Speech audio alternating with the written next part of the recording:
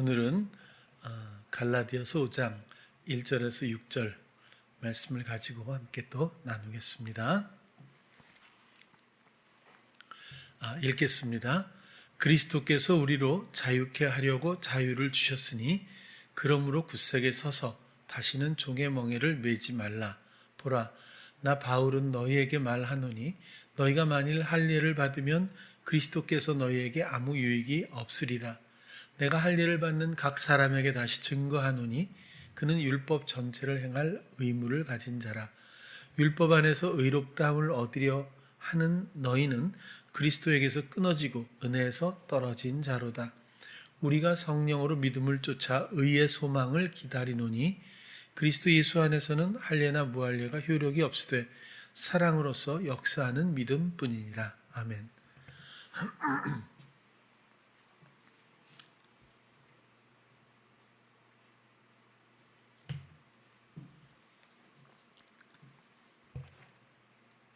성경에는 복음의 내용을 대단히 아주 명백하게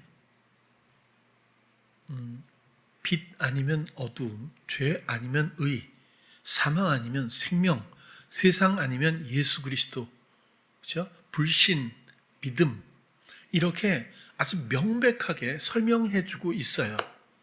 그런데 사실 우리 주변의 많은 성도들의 삶에서 우리는 세상과 예수 그리스도, 죄와 의, 이런 조금 전에 열거했던 대치되는 이런 의미들이 얼마나 선명한지, 경계가, 이런 것들을 우리가 생각지 않을 수 없다는 거예요.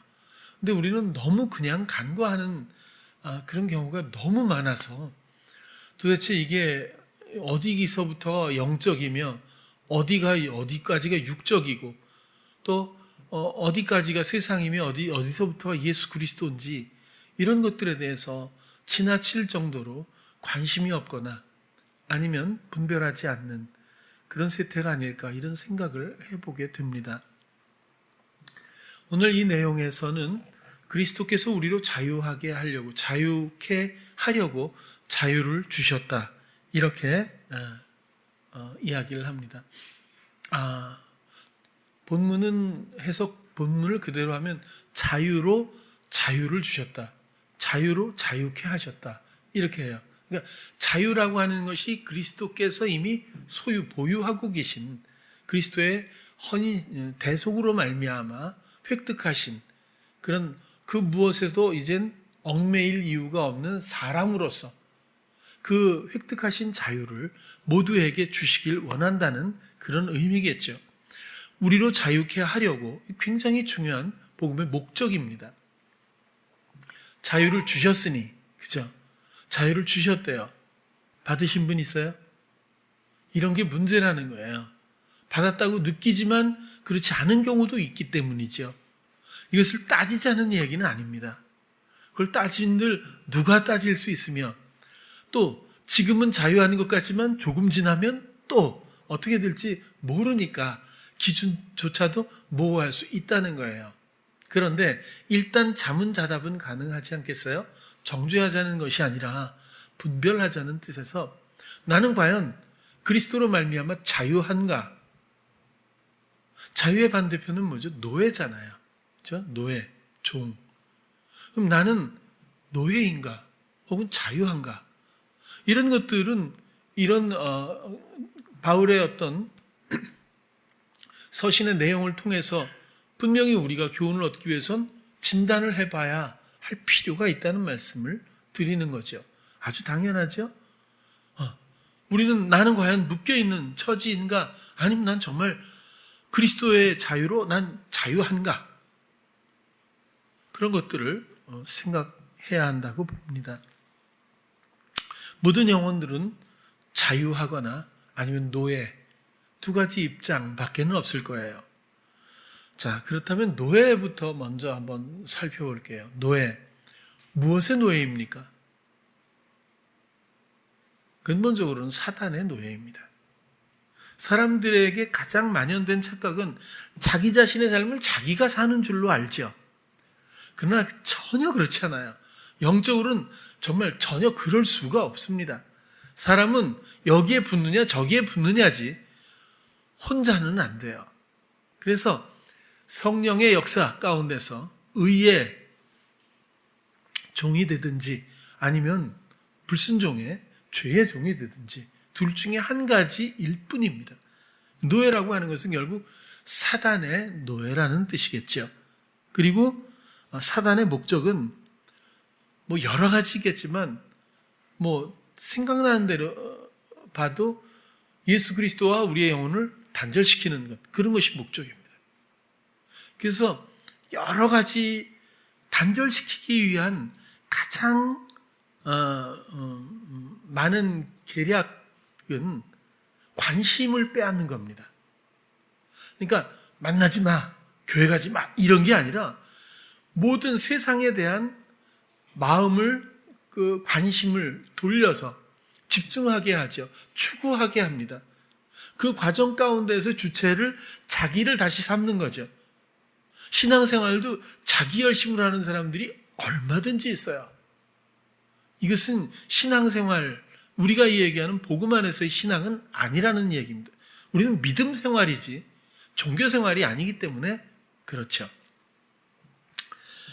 예수님과의 단절을 사단은 목적으로 해서 많은 관심과 세상에 대한 무지개와 같은 허망한 꿈들을 갖게 하고 추구하게 하는 경우가 너무 많아요.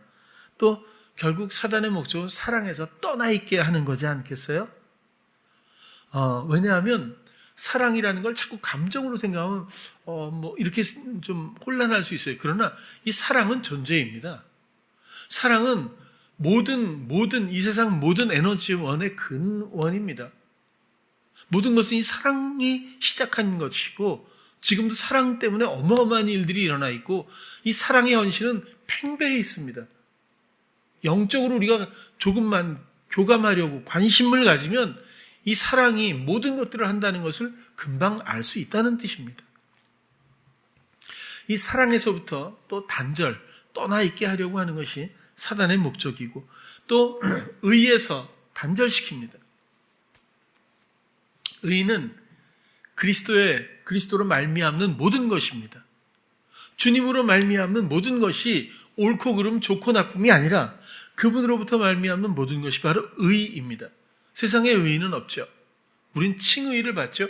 그리스도가 원하시는 대로 순종함으로 우리는 의를 입게 되고 의롭다 인정함을 받게 되는 것뿐이죠. 우리 본질은 의롭지 않다는 이야기입니다. 그래서 나의 죄인은 마음의 할례, 이젠 모든 단절이 잘라냄이 있고 그 다음 그리스도의 그 모든 인도하심에 그 뜻에 순종함으로 말미암아 새롭게 의를 입는 백성으로 우리가 그렇게 전환이 된다는 원리죠.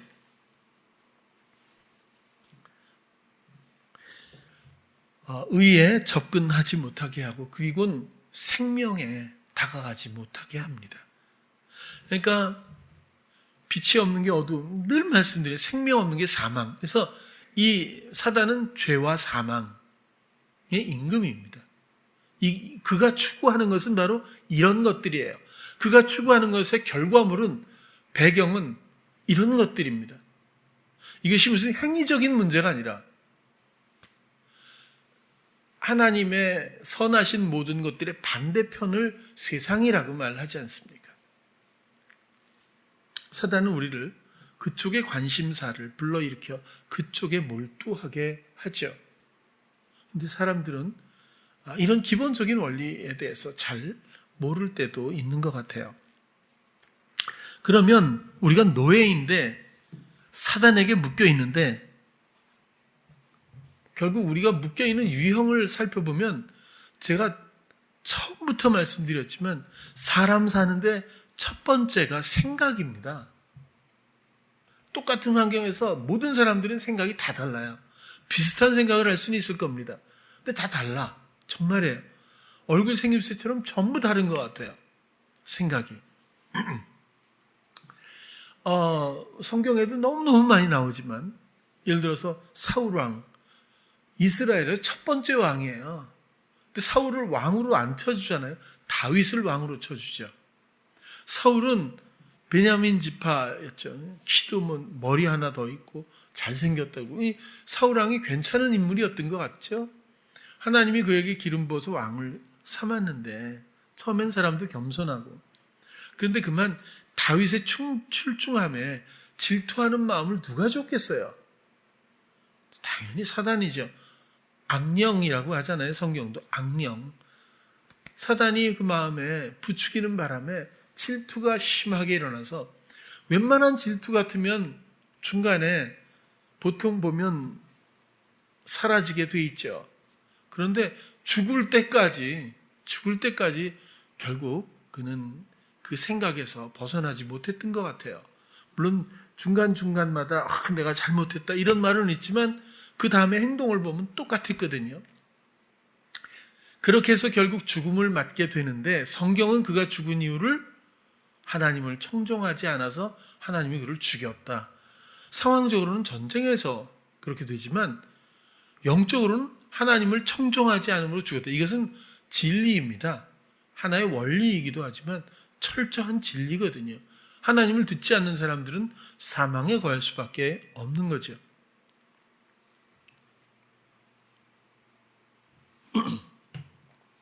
모든 생각은 말을 유도하죠. 그 생각이 말로 표현이 된답니다. 생각이 있는데 말을 느리게 하는 사람은 그나마 좀 괜찮을 거라고 생각이 들어요. 근데 중요한 건 한번 생각이 말로 나오면 그 후속 생각을 계속 말해야 하고, 그런 색깔의 그림을 그려나갈 수밖에, 이 공간이라고 하는 상황, 시간을 그렇게 그려나갈 수밖에 없어요. 그 길로 접어들게 되는 거거든요. 이런 기본적인 삶의 원리조차 우리는 잘 정리를 안 했던 것 같다는 생각이 드는 겁니다. 제가 몸이 좀 썩 좋지 않고 그래서 그 멀리 평창에 있는 찜질방에 좀 갔어요. 가서 좀 쉬려고. 그래서 이렇게 뜨거운 데 들어가서 이렇게 앉아 있는데, 그 밀폐된 데서 웬만한 말을 안 했으면 좋겠는데 그게 안 되는 것 같아요. 그죠? 그래서 물론 난 혼자니까 뭐 누구랑 할 말도 없지만, 그래서 이렇게 있는데 어떤 아줌마하고 어떤 아저씨가 초면이죠. 들어와서 이제 얘기를 하는 거예요. 근데 아주머니가 얘기를 너무 많이 하는데 나중에 안 듣다가 나중에 하도 얘기를 해서 귀에 들리는데, 얘기가 초면이잖아요. 나는 안 들으니까 나한테는 얘기 안 하고 앞에 아저씨한테 얘기를 하는데, 결국 얘기가 뭐냐면 우리 아들이 캐나다에 있다고 막 이런 얘기예요. 근데 뭘 전화를 해서 자기한테 뭐 어디 가서 짐을 받아달라는데, 그걸 자기가 뭐 못 해주고 왔죠. 우리 아들이 글쎄 캐나다에 있어요. 캐나다에 있는 아들한테 뭐 한 달에 몇 번씩 전화 오는데, 돈도 캐나다예요 말이죠. 계속 그 얘기를 하는 거예요. 근데 초면인데 그 무슨 상관이 있는지 모르겠어요. 근데 그 남자는 또 들어요. 쭉 듣더라고. 듣더니 그러면서 자기가 집이 수원인데 여자분이 그러니까, 그랬더니 거기서 이제 또 접촉점을 찾은 것 같아요. 수원이세요? 내 후배가 수원에 사는데, 이러더니 거기서 건축 설계 사무소를 한다는 거예요. 그 정도면 괜찮은데 수원에서 제일 크다는 거지. 아마 딴 데는 못 따라올 걸. 어마어마하게 큰데 내 후배라고. 또 이렇게 떠나지만 그러세요? 근데 진정성은 없어 보여요. 근데 서로 이런 얘기를 하는데 저는 이따 그냥 나왔거든요. 그랬다 그분들 나가고 또 들어갔더니 아줌마들이 한 5명이 한꺼번에 또 들어왔어요. 여기 딱 있는데 아니나 다를까 또 마스크 끼고 막 얘기를 해요. 근데 무슨 얘기를 하나 들었더니, 왜? 그러니까 변호사 이것들 다 사기꾼이야. 이렇게 화두가 거기서 주제가 탁 나오는 거예요. 여기저기서 호응을 해요. 맞아. 뭐 이러면서 하는데, 내 친구가 말이야, 초등학교 친구가 변호사인데, 이번에 뭐 받을 돈이 이렇게 해서 이렇게 했는데, 걔가 다 받고 튀었잖아. 이게 변호사는 다 사기꾼이야. 뭐 이러는데, 난 우리 애들이 막 떠오르는 거야, 이렇게. 얘네들이 무슨 사기꾼인가? 근데 아무튼 그런데 또 막 맞장구를 치고 하는데, 내가 볼 때는 뭐 그렇게 중요한 얘기도 아니고, 아무튼 할 얘기가 너무너무 많은 것 같아요. 그냥 우스갯소리 비슷하게 말을 하지만 사람은 사실 살면서 얼마나 허망하게 자기도 모르는 사이에 관심사의 중심축을 빼앗기고 허망한 말의 노예처럼 그런 생각을 표현하다가 또 그런 사람이 되어버리고 또 그 생각의 말을 지키기 위해서 또 다른 어떤 또 후속으로 주어지는 생각의 노예가 돼버리고 또 그런 사람이 되기도 하고 어찌 보면 인생이 덧없이 흘러가는 물위에 뜬 식물 같다는 생각을 안 할 수가 없어요. 정말 지혜롭고 그리고 정말 그리스도로 인한 의에 혹은 그분의 지혜와 그분의 생각을 기뻐하며 통로되는 사람들을 적어도 우리 교회에선 많이 만나야 될 텐데 그런 생각을 해보지 않을 수가 없어요.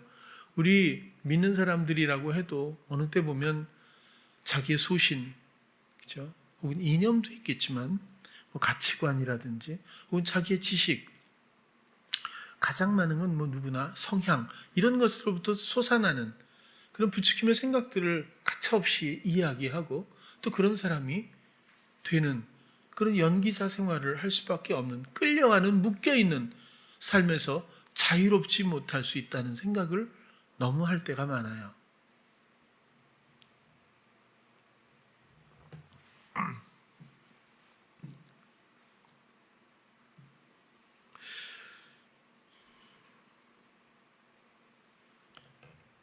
우리가 아기 있죠? 대견하잖아요. 저렇게 그렇죠? 아기들 키우는 가정들 보면 너무 고맙고 참 대견해요. 윤희는 4명까지 난다고 그랬는데 이제 소망대로 그 몸이 잘 건강해서 버텨줬으면 좋겠는데 아파서 조금 자칫하면 내가 우리 교회 청년들도 아기들을 낳고 가정을 꾸려서 아기들이 있는 가정들을 보면 내가 가장 첫 번째 권면하고 싶은 말은 뭐예요? 자기 헌신으로 아이를 키우지 말았으면. 왜? 헌신이 중요한 게 아니에요. 누가 하느냐가 중요한 거라고요. 근데 우리는 헌신이 숭고하다고 생각하고 옳다고 생각하니까 그 부추김은 어디서 왔죠? 그러니까 자기가 경영하는데도 모르고 그냥 이미 하고 있을 거라고요. 어느 때는 또 아이를 혼내야 될 때가 있다. 그러면 좋은 엄마가 되고 좋은 아빠가 되기 위해서 스스로 절제할 수도 있을 거예요. 근데 이런 어떤 교육 방식이나 아이를 향한 어떤 배려나 친절이 어디로부터 오는 걸까요? 내가 예를 들어서 불화한 가정에서 컸으면 아이에게 더 집중적으로 행복한 모습을 보여주려고 하는 반작용의 부추김도 있을 겁니다. 근데 이런 게 중요한 게 아니라는 거예요. 진짜 역설 중에 역설이지만 아이를 걔가 원하는 대로 다 해주고 키우면 이거 부모가 원하는 이게 이상향일 수 있거든요. 그러면 최악의 인간이 될 겁니다. 거의 예외가 있을 수는 있을지 몰라도 이건 정말 교육이 아니거든요. 분별할 수 있도록 생각할 수 있도록 마음이 성장할 수 있도록 배려하고 그렇죠? 지혜를 생각하고 뭔가 배워야 할 게 많거든요. 근데 이런 것들은 장애에서부터 충돌로부터 고난으로부터 많이 배웁니다. 그런데 그런 모든 어려워 보이는 겉으로 이런 것들을 모두 상쇄하거나 걷어내버리고 오직 편안함만을 추구하면 제가 볼 때는 정말 무력하고 무능한 그런 사람이 될 수도 있거든요. 어쨌든 우리 아이를 키우는 많은 가정들 아이를 향한 내 자신의 감정이나 또 내가 바라는 그 무엇이라는 가치관으로 아이를 대하기보다는 오직 그리스도의 통로되는 것 말고는 다른 방법이 저는 없다고 봅니다. 또 그리스도의 통로라고 하는 그 유일한 체계 안에선 그 안에 그 아이, 그 영혼을 향한 모든 것이 그곳에 다 있습니다. 모든 사람들은 당연히 묶였어요. 그래서 복음 안에서 이 자유라고 하는 것은 너무나 중요한 부분이 아닐 수 없다. 이런 말씀을 드리는 거고요. 그럼 자유함이란 뭘까? 그렇죠? 여러분들 뭐 많이 듣다시피 자유와 방종은 다르다고 하잖아요. 이 영적인 자유함은 과연 무엇일까? 이것은 100%이 설명대로 그리스도의 자유를 우리에게 주신 겁니다. 그리스도께서 우리를 자유케 하시려고 자유를 주신 거예요. 이 자유는 내가 형성하고 만들어내는 자유가 아니라 내 개념에서부터 형성된 어떤 기준이 아니라 그리스도가 주신 그 무엇입니다.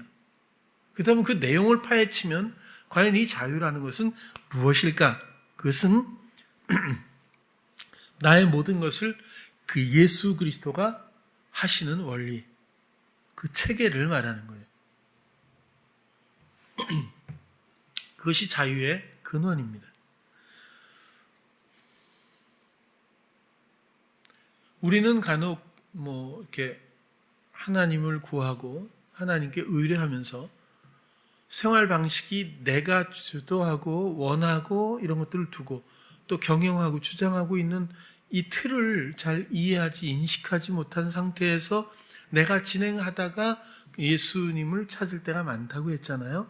우리들도 그런 시험에 빠질 수가 있다고 봅니다. 그런데 이것은 굉장히 중요한 짚어볼 만한 문제들인데 이렇게 하다 보면 내가 하다가 뭔가 문제가 있을 때 예수님께 의뢰해서 뭔가 지혜를 들었다고 치자고요. 그러면 같이 안 합니다. 그 다음에 또 내가 하지. 아, 고마워요? 그럼 내가 할 거라고요. 근데 이런 구조는 전혀 진리의 체계가 아닙니다. 우리는 나무의 가지이고 우리는 함께 멍에를 맨 거예요.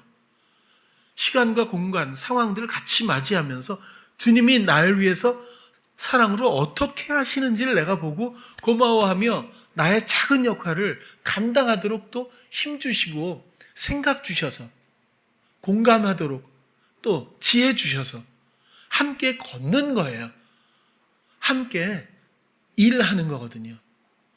그러니까 부탁하면 예수님만 치리하고 나는 가만히 있는 것도 아니고 또 예수님한테 받아서 내가 다 해버리는 것도 아니고 우리는 끝까지 같이 있어요. 사랑은 떨어지면 사랑이 아닙니다. 세상은 기러기 아빠 이런 것도 있지만 영적으로 하나님은 떨어지기가 싫어서 우리 마음에 새긴 바가 되신 분이에요. 사랑은 떠나지도 떨어질 수가 없습니다. 속성상 하나님은 사랑이고 나를 사랑하셔서 우리 안에 계신 거죠.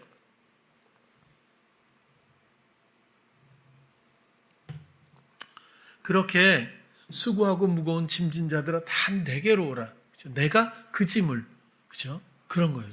그런 관계로서 예수님과의 그 관계가 가장 중심인 거죠. 건강한 거죠. 멍에도 그렇고 가지도 그렇고 같은 얘기입니다. 또 시편 23편 한번 보면 여러분들이 잘 알잖아요. 여호와는 나의 목자시니 내가 부족함이 없다. 여러분 이거 굉장히 많이 이걸 우리가 교회 다니면서 들어요. 근데 보통 보면 무게중심을 부족함이 없다는 데다가 많이 둡니다. 우린 교회 다니기 때문에 하나님이 우리를 예수님이 인도한다는 가정하에 우리는 부족함이 없다. 이렇게 조금 현실과 동떨어진 개념을 가질 수도 있다는 거예요. 저도 그랬으니까요. 제가 아주 어렸을 때부터 그 교회를 다니면서 막연하게 그렇게 생각해 본 때가 있었어요. 근데 실제로 따지면 부족한 게 왜 없겠어요? 그럼 뭔가 잘못된 거죠. 뭐가 잘못됐죠? 주님이 여호와가 하나님이 이젠 주님 그리스도죠. 주님이 나의 목자가 아직 안 됐기 때문이에요. 그러니까 부족하죠. 이건 예외가 없습니다. 예수님이 인도하고 공급하는 삶이 아니면 다 부족한 거예요. 있어 보이지만 부족한 거예요. 그것은 그분이 우리를 공급하고 인도하고 보호할 때 어느 영혼도 부족할 수가 없다는 거죠. 그분의 풍요로움은 정말 경험해보지 않으면 설명이 어려울 수 있다 이렇게 생각은 들어요. 물론 모두 경험해 보셨겠지만 그래서 여호와는 나의 목자시니까 내가 부족함이 없습니다. 이런 뜻이고요. 목자는 양은 제 갈 길로 가는 특징이 있다고 하죠. 목자는 그 양들을 보호하고 그렇죠? 맹수에서부터도 그렇고 먹을 것 양들은 잘 안 보인다며요. 그래서 무리를 져서 목자를 따라다니잖아요. 그렇죠? 근데 우리 예수님은 이 산이 아닌가 이런 거 없잖아요. 언제든지 시에 그들이 뭘 원하는지, 그렇죠? 그들의 행복과 풍요를 위해서 예수님은 헌신하시는 분이에요. 그 헌신, 사랑의 헌신 때문에 우리가 풍요롭고 부족함이 없다는 것이고, 결론적으로는 그 사랑의 헌신 때문에 우리가 이제는 자유하다는 거예요. 제 갈 길로 가면 고난만 있을 뿐이에요. 사망만 있을 뿐이에요. 근데 그리스도께서 나의 목자가 되시면, 인도하시는 것을 내가 순응할 수만 있다면 우리는 자유해요. 내가 물가를 찾을 이유도 없고, 내가 푸른 초장에 찾아서 누울 이유도 없고, 내가 맹수를 도망가는 일을 다 루트를 알았다가 어떻게 이런 경우 내가 싸울 일도 없고, 그렇죠? 모든 것들을 목자가 책임지는 거죠. 생명을 아끼지 않고. 그래서 부족함이 없다고 하잖아요. 자유하다는 겁니다. 중요한 건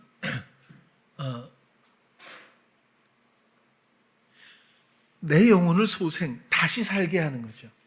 부활의 생명처럼 그리스도로 말미암아 인도되는 삶이에요. 이건 내 갈 길로 가는 삶과 전혀 다른 삶이거든요. 내 영혼을 정말 삶의 길로 인도하시고, 자기 이름을 위하여 의의 길로 인도한다. 의의 길, 그 어디로 인도해요? 의의 길입니다. 이게 굉장히 중요해요. 그냥 하도 들어서 또 이게 지나가는데 의의 길입니다. 우리가 가는 건 의의 길이에요. 오늘 그리고 또 한 군데에는 내가 사망의 음침한 골짜기로 다닐지라도 해를 두려워하지 않을 것은 주께서 나와 함께 하심이라. 이것도 너무너무 중요한 거예요. 나와 함께 하심이라. 그래서 우리가 두려워하지 않는 거예요. 내가 의지적으로 어떤 골짜기가 오면 난 결투 두려워하지 않아. 왜? 여호와가 나와 함께 계시니까, 이러면서 혼자 있을 수 있다는 거예요. 자, 의의 길, 그리고 나와 함께 하신다. 의의 길도 오늘 본문을 보면요, 5절에 나와요. 이렇게 우리에게 자유를 주셨는데 이제 다시는 종의 멍에를 매지 말라고, 자유하라고 이렇게 얘기해 놓고 5절에 보면 우리가 성령으로 믿음을 쫓아 의의 소망을 기다린다. 의의 소망, 그리스도의 삶, 그리스도의 생명, 그 인도하심, 오직 한 분 의인이신 예수 그리스도로 말미암는 공유된 삶, 이것을 소망한다. 이것이 목적인 거예요. 의의 삶, 의인, 의의 길, 이것을 소망하는 거거든요. 모든 영혼들은 그런 겁니다. 그러 기다리노니, 그죠? 여기까지 하고, 그 다음, 하나님과 함께 한다. 이거는요, 당연하지. 이렇게 생각할 수 있잖아요. 근데,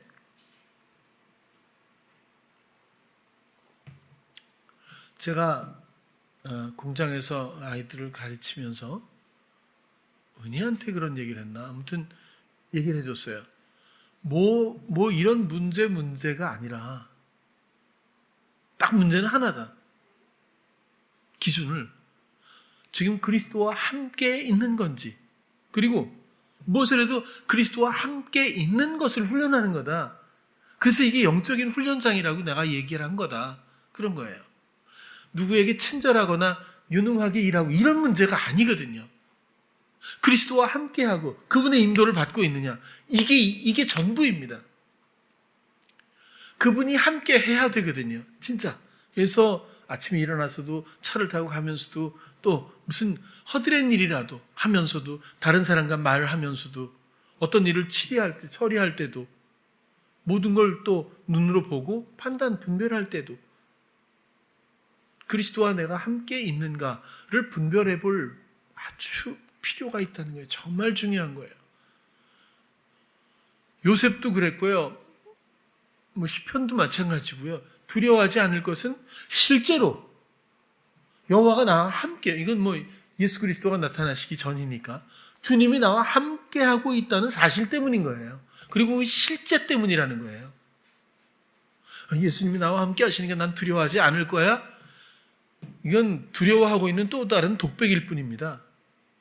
근데 이런 분별이나 구별을 잘 교회에서조차 안 할 수 있어요. 자기 신념 같은 것들로, 두려워하지 않으려고 하는 의지 같은 것들로 믿음이라고 생각할 때가 있을 수 있다는 거예요. 다 시험입니다. 하나님이 가상입니까? 실제입니까?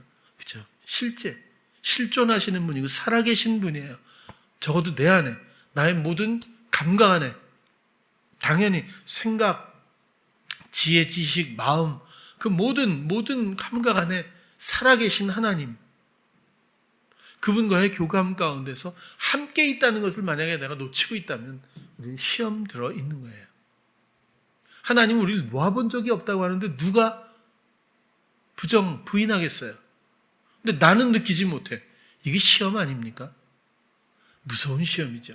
하나님과 함께 있는 것, 그것이 우리의 전부입니다. 가지가 해야 될 건 뭐죠? 나무에 붙어 있는 것, 그것이 전부예요. 사랑하는 신부라면 신랑과 함께 사랑하는 것, 그것뿐이에요. 멍에는 뭐예요? 혼자 떨어지면 이미 멍에가 아닙니다. 그리스도와 함께 멍에를 메는 것, 이런 것들이 우리의 본분인데, 이렇게 중요한 기초에 대해서 얼마나 이해하고 또 성립시키고 있는지.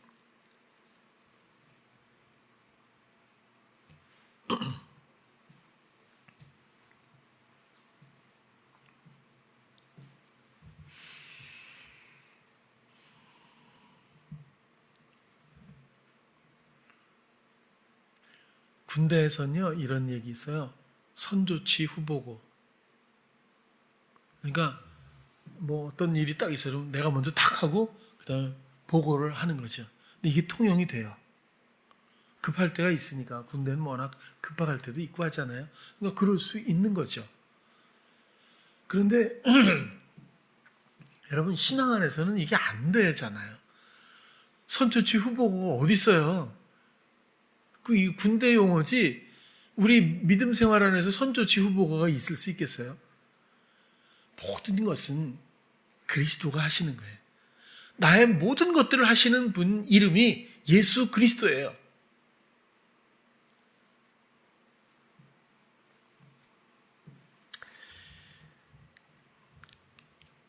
아이에 대한 문제도 아까 헌신이 아니라 누가 하느냐라고 했잖아요.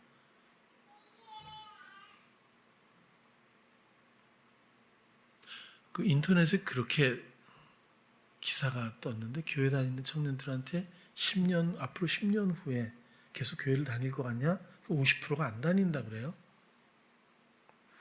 우린 키우면 되니까. 그렇게.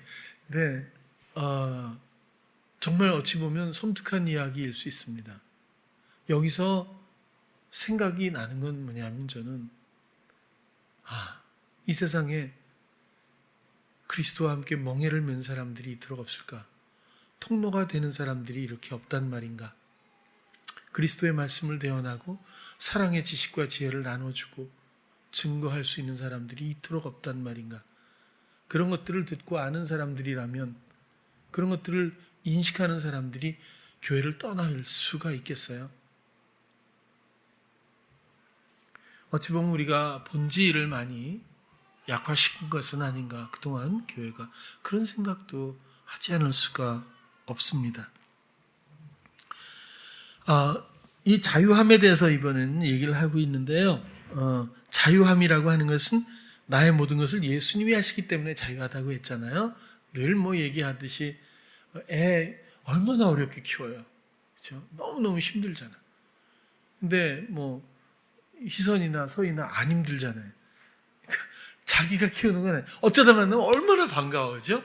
그때 딱 좋은 시간만 딱 보내고 그 다음에 딱 이제 주는 거죠. 또 애기 엄마 너무너무 힘들어서 하나 안고 하나 끌고 힘들잖아요. 내가 하지 않으니까 뭐 자유하잖아요.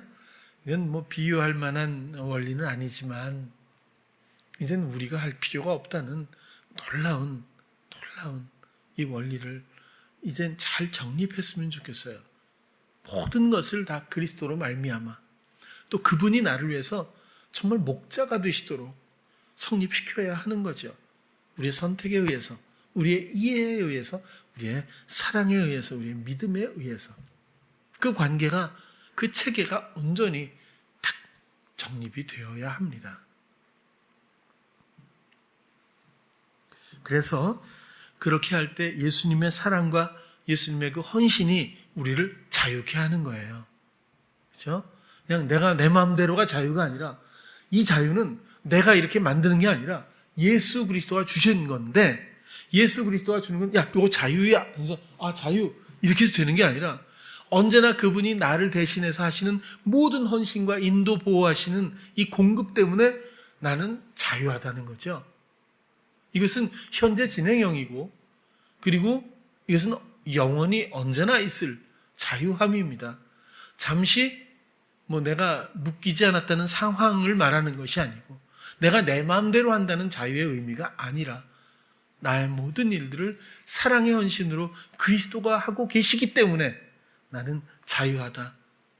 그런 원리, 그런 체계를 이해해 주셨으면 좋겠어요.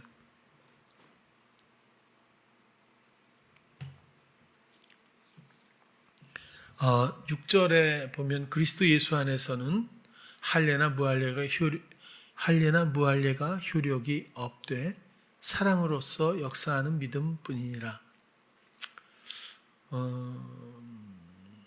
할례, 무할례가 효력이 없다는 말은 그 자체가 무가치하다는 말이 아니라기보다는 이때 갈라디아 교인들에게 그런 생각들이 많았다고 보는 건데요. 유대인들 때문에도 그렇고 할례를 받음으로 의롭게 된다라고 이렇게 생각을 했던 것 같아요.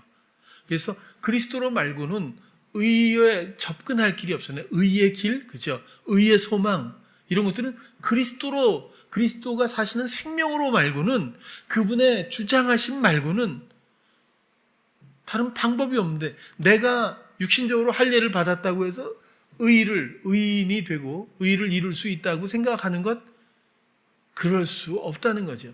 그리스도 예수 안에서는 이런 할례나 또 할례 안 받아서 걱정하고 의를 이루지 못한다 이럴 필요가 없어요. 할례도 아무것도 아니고 무할례도 아무것도 아니다. 예수 그리스도 안에서는 할례도 무할례도 아무것도 아닐 뿐이다. 그런 거예요. 효력이 없다. 그런 게 그런 뜻이거든요. 단지 사랑으로서 역사하는 믿음뿐이니라. 어찌 보면 잘 이해가 되는 구절인데 사실은 좀 모호할 수도 있잖아요. 추상적일 수 있잖아요. 그래서 제가 뜯어서 그 사랑도 여러 가지 의미가 있고 의로서도 여러 가지 의미가 있고 역사도 여러 가지 의미가 있고 믿음도 여러 가지 의미가 있겠죠. 그 중에서 가장 부합되는 것들을 모아서 다시 문장을 구성을 해보면 사랑으로서 아가페죠. 사랑, 아가페입니다. 사람이 형성할 수 있는 이런 것이 아니라 주어지는 하나님의 사랑이잖아요. 근데 이 아가페의 뜻은요, 제가 좋아하는 건 뭐죠? 애찬, 사랑의 잔치입니다. 감정이 아니라 사랑의 잔치. 사랑의 아가페는 사랑의 잔치라는 뜻이 있고 그 다음에 의로서는 디아라고 하는 단어더라고요. 의해서죠. 그러면 사랑의 잔치에 의해서 이렇게 할 수 있죠. 그 다음 역사, 에넬게오라고 하는 단어더라고요. 그 자신을 나타내다. 사랑을 나타내는 거죠. 사랑의 잔치, 그 헌신이 우리에겐 잔치거든요. 그분을 먹고 그분을 마시고 그분과의 교제가 우리에게 잔치인 거예요. 그래서 그런 사랑의 잔치에 의해서 그 사랑의 능력과 사랑의 아름다움, 사랑의 헌신 이런 것들이 나타내게 되는 거죠. 그리고 믿음, 피스토스죠. 신뢰라는 뜻이 분명히 있습니다. 확신도 있고 그러나 정말 중요한 이 단어의 뜻 중엔 진리 자체의 체계. 그러면 이 그리스도와의 사랑의 잔치에 의해서 그 사랑이 나타내는 모든 힘과 지혜와 지식과 아름다운 공급들 그리고 이젠 그걸로 사는 의의 길, 의의 소망을 가진 우리들 말씀이 창조하고 지배하고 다스리는 이 진리 자체의 체계뿐이니라. 좀 더 실질적으로 우리가 좀 이해가 됐으면 좋겠어요. 우리의 역할과 우리의 존재감, 그리고 그리스도와의 연합되어 있는 정황, 그리고 그리스도가 전격적으로 우리의 목자가 되셔서 멍에 가지뿐만 아니라 진짜 그리스도가 우리의 모든 수고하고 무거운 짐을 지시고 나 대신 일하시는 그분이, 그 사랑이 우리를 통해서 우리에게 하게 하셔서 역사하는 이거든요. 자신을 나타내다라고 하는 뜻도 있어요. 사랑, 자신을 나타내고, 그렇죠?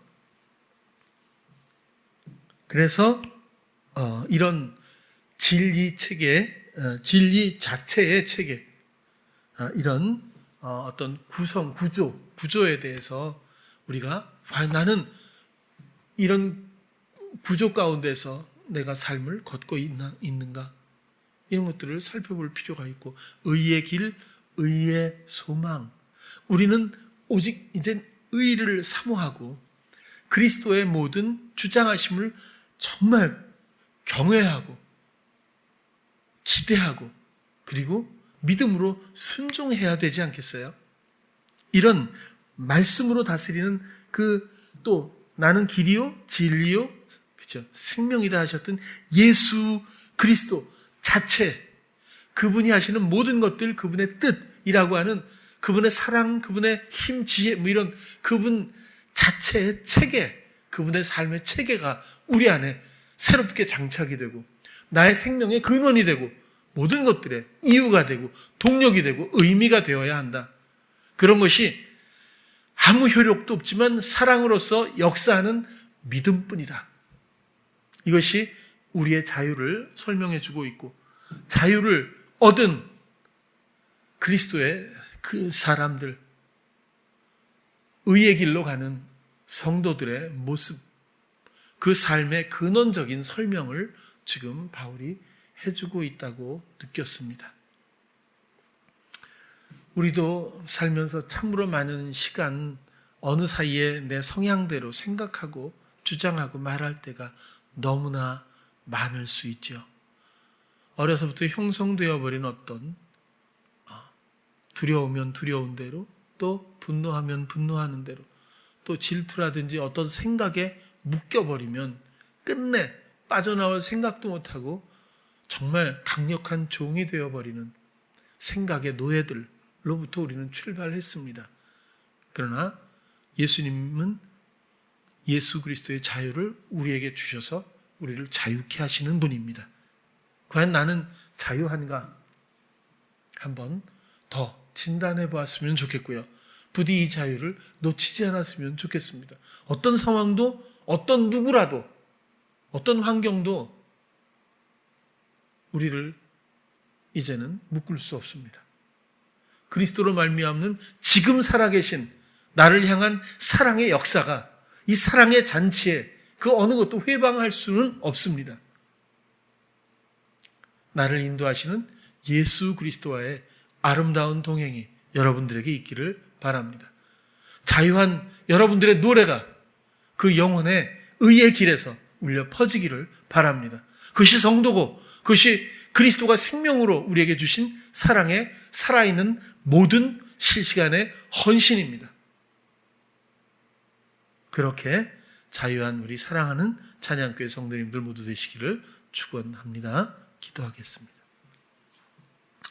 사랑의 주님, 오늘은 사랑으로서 역사하는 믿음, 이제 사랑의 잔재 가운데서 예수 그리스도의 모든 능력으로 말미암아 새로운 진리 자체의 체계를 우리에게 주신 주님에 대해서 생각을 했습니다. 이젠 우리가 하지 않는 것, 그 죽음이라고 하는 것으로 말미암아 자유가 시작되었습니다. 이젠 내가 하는 것이 아니라 그리스도의 아름다운 말씀의 다스림 따라서 우리는 풍요로운 자유를 누리고 있습니다. 주님, 생각에 또 사단의 성향의 가치관에 여러 가지 상황에 노출되어 또다시 노예 자리로 돌아가지 않게 하시고 우리를 의의 길로 인도해 주시옵소서. 예수님 이름으로 기도드렸습니다. 아멘. 오늘도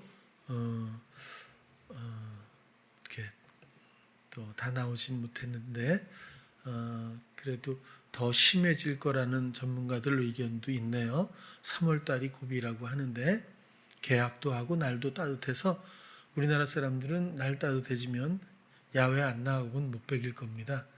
또 많이 만나고 그러기 때문에 위험해질 수 있다고 하는데 특별히 주님과의 함께 걷는 길에서 여러분들 건강 잘 지켜지길 바라겠고요. 특별히 어린아기들이 있는 가정들을 위해서 잊지 말고 늘 주님께 함께 부탁했으면 좋겠고, 오늘 운이도 봤는데 이제 4월 달이라고 하고요. 이번 달에는 지금 우리 혜영이가 기다리고 있습니다. 이제 며칠 안 남았어요.